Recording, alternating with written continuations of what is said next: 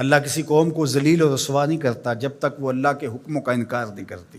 قومیں رسوا اور ذلیل تب ہوتی ہیں جب اللہ کے حکام سے رخ پھیریں اور اعراض کریں، پھر قوموں کو پیس کے رکھ دیا جاتا ہے۔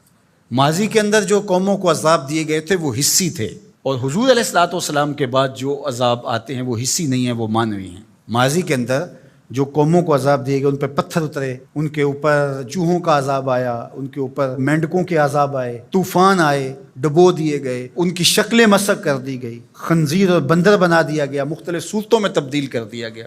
لیکن اس امت میں ایسا نہیں ہوگا، مسخ حقیقی نہیں ہوگا، مانوی مسخ ہوگا۔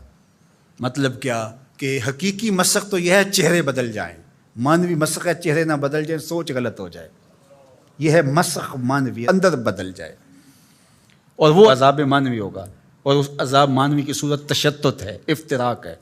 قومیں جب افتراق میں مبتلا ہوتی ہیں تو یہ اللہ تعالیٰ جل شانہ کی ناراضگی کا روپ ہوتا ہے۔ اللہ تعالیٰ جل شانہ جب کسی سے ناراض ہو جاتا ہے تو ایک تو اس قوم سے، سورہ یاسین کا ابتدائیہ دیکھیے، جب حبیب النجار نے آ کے ان 2 فرستادگان کے لیے کہا تھا کہ یہ اللہ کے فرستادہ ہیں اور تم سے مانگتے کچھ نہیں ہیں، اور تم ان کو قتل کے درپے ہو گئے ہو، لیکن انہوں نے حبیب نجار کو بھی دھر لیا، اور پھر نتیجہ کیا ہوا کہ ان کو بھی شہید کر دیا، اور جو فرستادگان الہی آئے تھے، پیغمبر آئے تھے، ان کو بھی شہید کر دیا۔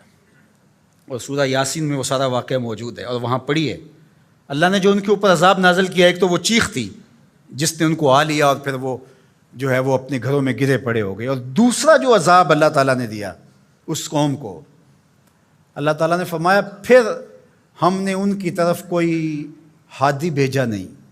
ذرا غور کیجئے، یہ باریک عذاب ہے، یہ مانوی عذاب ہے۔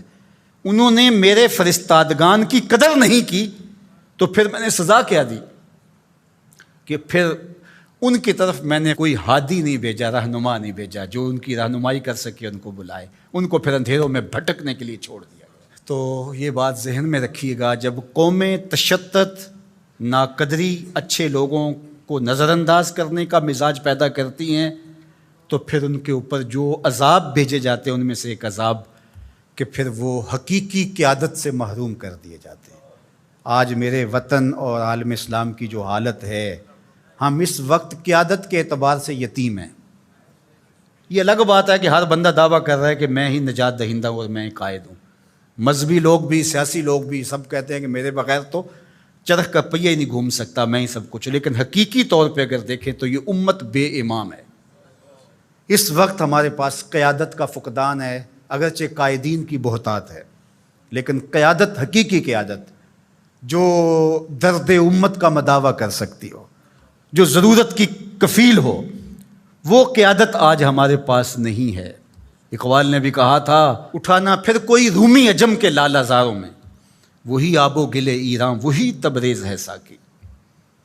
اور دوسرے مقام پہ یہاں کے حالات کا، چمن میں رخت گل شبنم سے تر ہے، سمن ہے، سبزہ ہے، باد سحر ہے، مگر ہنگامہ ہو سکتا نہیں گرم، یہاں کا لالا بے سوز جگر ہے۔